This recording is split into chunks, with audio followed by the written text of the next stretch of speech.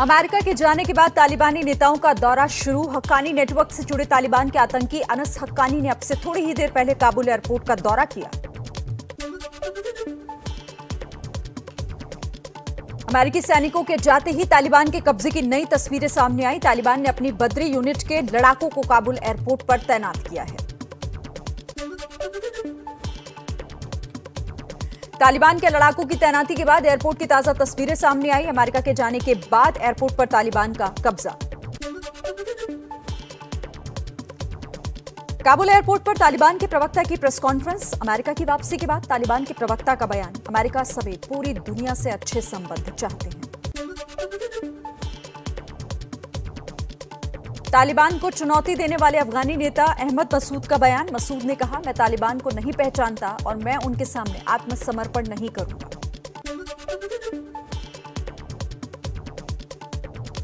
तालिबानी आतंकियों के जुल्म की फिर एक नई तस्वीर सामने आई है। कंधार में तालिबानी आतंकियों को ब्लैक हॉक हेलीकॉप्टर उड़ाते देखा गया। हेलीकॉप्टर में एक आदमी को भी लटका रखा है। खुफिया रिपोर्ट के हवाले से भारत के लिए बहुत बड़ा खतरा। अफगानिस्तान में तहरीके तालिबान अमारात आतंकी गठजोड़ का नया नेटवर्क बना। आतंकवादी संगठन लश्कर जैश के साथ काम करेगा हक्कानी नेटवर्क।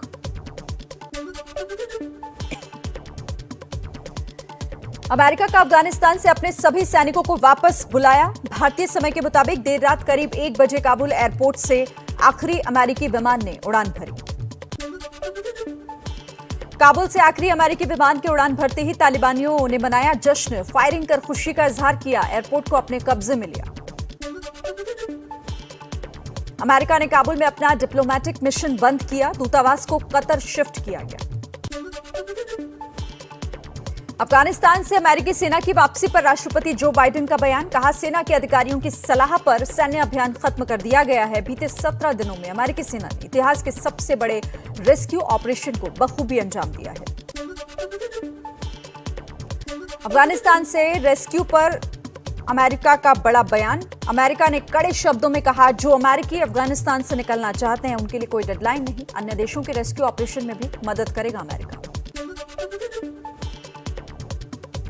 पाकिस्तान के एनएसए मोईद यूसुफ का विवादित बयान। एनएसए ने कहा कि तालिबान को समर्थन नहीं दिया तो 9/11 जैसा हमला दोहराया जा सकता है। बाद में अपने बयान से पलटे। दिल्ली में नागरिकता को लेकर अफगानियों का प्रदर्शन। यूएनएचआरसी के बाहर इकट्ठा हुए लोग। पाकिस्तान के पूर्व कप्तान शाहिद अफरीदी ने तालिबान का समर्थन किया है। अफरीदी ने कहा, नया तालिबान काफी बदला हुआ। वो महिलाओं की आजादी और काम करने का समर्थन करता है। संयुक्त राष्ट्र सुरक्षा परिषद की बैठक में तालिबान को दुनिया के देशों का साफ संदेश। किसी दूसरे देश के खिलाफ आतंकी फसल को अपनी जमीन पर जगह ना दे तालिबान। पंजाब यूनिवर्सिटी के कार्यक्रम में रक्षा मंत्री राजनाथ सिंह का बड़ा बयान। बोले, अफगानिस्तान की स्थिति पर नजर है। किसी भी कीमत पर देश विरोधी ताकतों को सीमा पार से आतंकवाद नहीं बढ़ाने देंगे। सूत्रों के मुताबिक भारतीयों को अभी काबुल एयरपोर्ट पर आने से मना किया गया है। अफगानिस्तान में अभी 15 से 20 भारतीय फंसे हैं। हालात ठीक होते ही जल्द स्वदेश लाया जाएगा। आईएसआईएस से जुड़े संगठन ने काबुल एयरपोर्ट के पास रॉकेट से हमले की जिम्मेदारी ली। कहा, हवाई अड्डे पर कम से कम 6 रॉकेट दागे थे। तालिबान के प्रवक्ता जबीउल्लाह मुजाहिद का दावा, आईएसआईएस के हमलों पर लगाम लगेगी। उम्मीद है कि विदेशी ताकतों के अफगानिस्तान छोड़ने के बाद वो खत्म हो जाएंगे। तालिबान के लाख भरोसे के बाद भी अफगानिस्तान में दहशत। करीब 150 अफगान पत्रकारों ने खुला खत लिखकर दुनिया से मदद मांगी। पत्रकारों ने अपने और अपने परिवार की सुरक्षा के लिए दुनिया से गुहार लगाई। कतर की राजधानी दोहा में पिछली सरकार और तालिबान के प्रतिनिधिमंडल ने अहम बैठक की। अफगानिस्तान में नई सरकार के गठन को लेकर चर्चा हुई।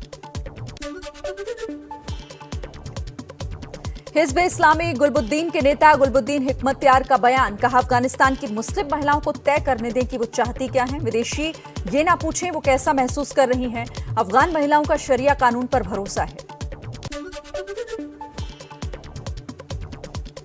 तालिबान के कार्यवाहक उच्च शिक्षा मंत्री अब्दुल बकी हक्कानी का दावा। कहा, अफगानिस्तान से कि राष्ट्रीय पाठ्यक्रम से इस्लाम विरोधी तत्वों को हटाया जाएगा, इस्लाम के अलावा कुछ भी स्वीकार नहीं करेंगे। अपनी छवि सुधारने की कोशिश कर रहे तालिबान का दो टूक बयान। कहा, अफगानिस्तान को अपने झगड़े में ना घसीटे भारत और पाकिस्तान। तालिबान सभी देशों से मित्रता का रिश्ता कायम करना चाहता है। तालिबान के हाथ लगा अमेरिकी हथियारों का बड़ा जखीरा, तो दूसरी तरफ काबुल में अमेरिकी बेस पर तालिबान के कब्जे के डर से अमेरिकी सैनिकों ने कई हथियारों को नष्ट किया। तालिबान ने अमेरिका के समर्थक धर्मगुरु मौलवी मोहम्मद सरदार जादरान को गिरफ्तार किया। अफगानिस्तान में धार्मिक विद्वानों की राष्ट्रीय परिषद के प्रमुख हैं। तालिबान ने तस्वीर भी जारी की है। अमेरिकी सैन्य अधिकारियों ने काबुल के हवाई अड्डे के बाहर शहीद 13 अमेरिकी सैनिकों की पहचान की। उनमें मरीन कॉर्प्स की सार्जेंट निकोल एल्स-जी भी थी, जो अपनी मौत से कुछ दिन पहले तक अफगान बच्चों की देखभाल कर रही थी। अफगानिस्तान को लेकर चीन की दुनिया के देशों से अपील। कहा, सभी देशों को तालिबान से संपर्क स्थापित करना चाहिए और उसका मार्गदर्शन करना चाहिए। अमेरिका के ह्यूस्टन में पाकिस्तानी काउंसलेट के बाहर प्रदर्शनकारियों ने अफगानिस्तान संकट के लिए पाकिस्तान को जिम्मेदार ठहराया। पाकिस्तान पर प्रतिबंध लगाने की मांग की। अलकायदा का टॉप कमांडर आमिन उल हक 40 साल बाद वापस लौटा अफगानिस्तान। तालिबान के कब्जे के बाद नांगरहार के तोरा बोरा के इलाके में लौटा। ओसामा बिन लादेन का सुरक्षा प्रभारी था आमिन। पूर्व गृह मंत्री अनिल देशमुख से जुड़े मामले में महाराष्ट्र के मंत्री अनिल परब ईडी के सामने पेश नहीं हुए। अनिल परब ने ईडी से 14 दिन का समय मांगा। अरमान ड्रग्स केस में एनसीबी की बड़ी छापेमारी। मुंबई और नाला सुपारा में 5 जगहों पर छापा मारा। इस छापेमारी में 2 विदेशी ड्रग्स पेडलर्स को एनसीबी ने गिरफ्तार किया है। दिल्ली के जंतर मंतर पर 8 अगस्त को धर्मविशेष के खिलाफ भड़काऊ भाषण के मामले में आरोपी पिंकी चौधरी ने आज आत्मसमर्पण करने का दावा किया। पिंकी चौधरी ने एक वीडियो जारी किया है। पंजाब में नहीं थम रही कांग्रेस की कलह। प्रभारी हरीश रावत आज चंडीगढ़ जाएंगे। सीएम कैप्टन अमरिंदर सिंह और पार्टी प्रदेश अध्यक्ष नवजोत सिंह सिद्धू से मुलाकात करेंगे। छत्तीसगढ़ कांग्रेस में भी अंदरूनी कलह जारी। स्वास्थ्य मंत्री टीएस सिंहदेव एक बार फिर दिल्ली पहुंचे। प्रदेश प्रभारी पीएल पुनिया आज छत्तीसगढ़ जाएंगे। असम में कांग्रेस ने बदरुद्दीन अजमल की पार्टी एआईयूडीएफ से तोड़ा गठबंधन। बीजेपी से साठगांठ का आरोप लगाया। मोदी सरकार की मॉनेटाइजेशन पॉलिसी के खिलाफ कांग्रेस का हल्ला बोल। आज देश भर में पार्टी के बड़े नेता करेंगे प्रेस कॉन्फ्रेंस। देश की संपत्ति बेचने का आरोप लगाने की तैयारी। बीजेपी का मिशन यूपी जारी। 18 सितंबर को अयोध्या में ओबीसी सम्मेलन कराएगी पार्टी। सीएम योगी आदित्यनाथ, स्वतंत्र देव सिंह, भूपेंद्र यादव समेत केंद्रीय मंत्री शामिल हैं। लखनऊ में समाजवादी पार्टी नेता मुलायम सिंह यादव का हाल जानने पहुंचे यूपी बीजेपी अध्यक्ष स्वतंत्र देव सिंह। 1.5 घंटे तक चली दोनों की मुलाकात। केंद्रीय कृषि मंत्री नरेंद्र तोमर ने एबीपी न्यूज से कहा, किसान आंदोलन का यूपी के चुनावों पर कोई असर नहीं पड़ेगा। किसानों की मांगे और चुनाव के मुद्दे दोनों अलग। नीतीश को पीएम पद का दावेदार बताने पर गरमाई राजनीति। जेडीयू नेता उपेंद्र कुशवाहा ने कहा, किसी को चढ़ाने के लिए हम नीतीश कुमार को पीएम मटेरियल नहीं कह रहे हैं। त्रिपुरा में आज दोपहर 3:30 बजे होगा कैबिनेट विस्तार। बीजेपी के कोटे से रामप्रसाद पॉल, भगवान दास और सुशांत चौधरी बन सकते हैं मंत्री। दही हांडी को लेकर आज महाराष्ट्र में हो सकता है संग्राम। पाबंदी के बाद भी बीजेपी और एमएनएस उत्सव कराने पर अड़े। ठाणे में दही हांडी बना रहे 3 कार्यकर्ता हिरासत में लिए गए। पुदुचेरी विधानसभा स्पीकर आर सेल्वम को अस्पताल में एडमिट कराया गया। सीने में अचानक से दर्द की शिकायत हुई थी।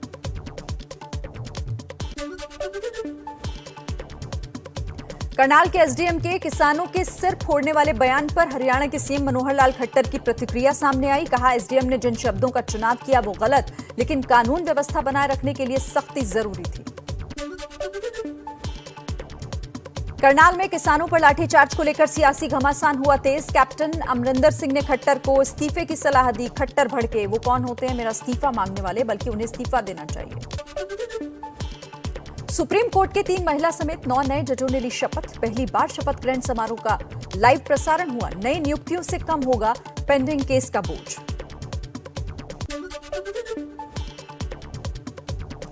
बॉलीवुड की हीरोइन जैकलिन फर्नांडीज से ईडी ने 5 घंटे से भी ज्यादा देर तक पूछताछ की। दिल्ली में अवैध वसूली के मामले में गिरफ्तार सुकेश चंद्रशेखर केस में जैकलिन से यह पूछताछ हुई है। एक उद्योगपति की पत्नी से 200 करोड़ रुपए वसूलने का मामला है। एंटीलिया केस में स्पेशल कोर्ट ने एनआईए की अर्जी खारिज की। सचिन वाजे और सुनील माने से पूछताछ के लिए फिर से हिरासत में लेने की मांग की थी।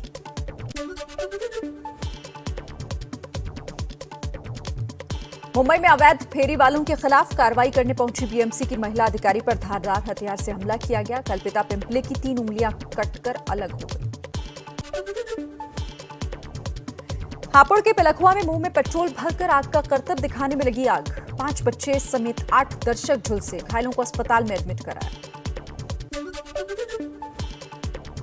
दिल्ली के नरेला में बैंक से 2.5 लाख रुपए निकालकर लौट रही महिला को लूटने की कोशिश की गई। महिला के विरोध के चलते 50,000 रुपए ही लूट पाए बदमाश।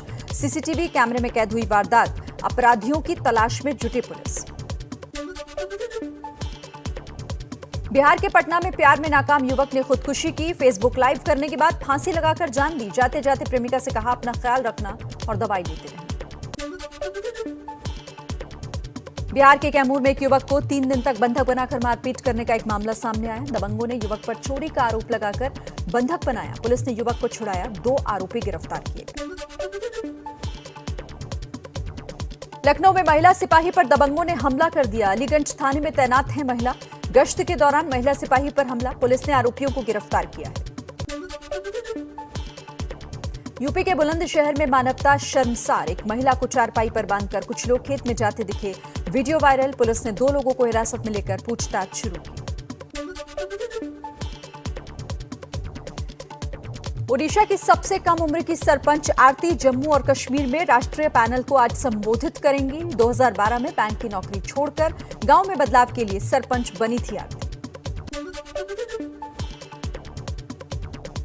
यूपी के फिरोजाबाद में कई बच्चों की मौत से मचा हड़कंप। वायरल और डेंगू की वजह से हुई मौत। सीएम योगी मुआयना करने अस्पताल पहुंचे।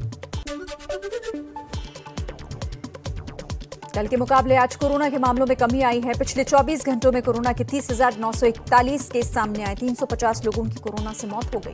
36,000 लोग ठीक होकर घर लौटे। देश में वैक्सीनेशन का आंकड़ा 64 करोड़ के पार पहुंचा।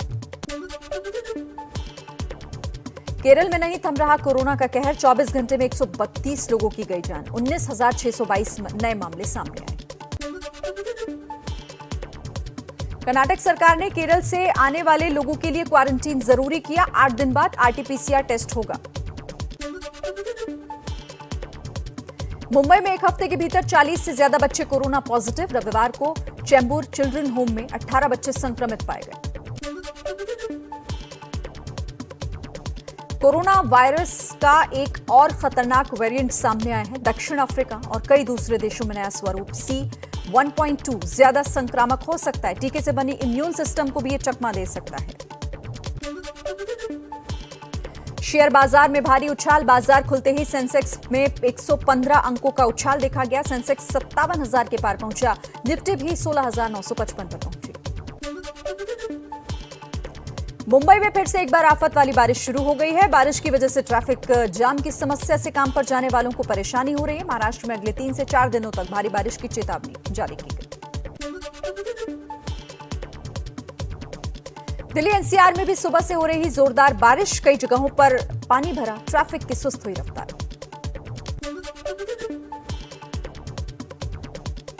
औरंगाबाद में भारी बारिश की वजह से लैंडस्लाइड। कई वाहन मलबे में फंसे। कोई हताहत नहीं। धारचूला में बादल फटने के बाद काली नदी पर बनी 200 मीटर की झील। झील बनने से दोफाट में ग्रीफ कैंप, तपोवन में एनएचपीसी परिसर और धारचूला क्षेत्र पर खतरा मंडराया। दोबाट में ग्रीफ कैंप का आधे से ज्यादा भाग काली नदी में समा चुका है। उत्तराखंड के सीएम पुष्कर सिंह धामी आज पिथौरागढ़ के प्रभावित इलाकों का दौरा करेंगे। कल वीडियो कॉन्फ्रेंसिंग के जरिए प्रशासन को लोगों की मदद करने का निर्देश दिया था।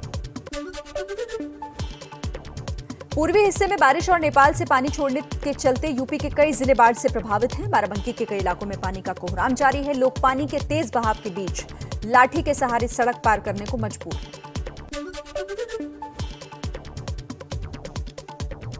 बाराबंकी के दर्जन भर से ज्यादा गांव पानी में डूबे। जनजीवन अस्त व्यस्त, अपना आशियाना छोड़कर बांधों पर रहने को मजबूर हुए लोग।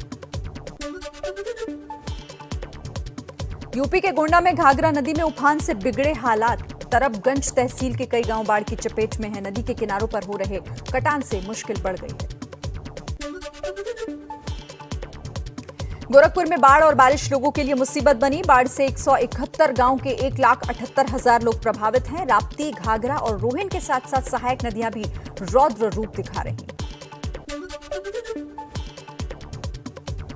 बाढ़ के चौथे दौर से प्रभावित बिहार का वैशाली जिला। भगवानपुर पंचायत सबसे ज्यादा प्रभावित। लोगों के सामने खाने पीने का भी संकट। बिहार के मुजफ्फरपुर में बारिश से बदहाल हुई जिंदगी। सड़कों पर भरे पानी से गुजरने को ही मजबूर हैं छात्र छात्राएं, तो घर के बेडरूम से किचन तक पानी ही पानी। भारी बारिश की वजह से मध्य प्रदेश का सैलाना शहर पानी में डूब गया है। सड़कों पर पानी भरा है। पानी में डूबे दिखे कई वाहन। एमपी के निवाड़ी जिले में भारी बारिश का कहर। 3 मंजिला मकान ताश के पत्तों की तरह ढहा। मलबे में दबकर 2 लोगों की मौत हो गई।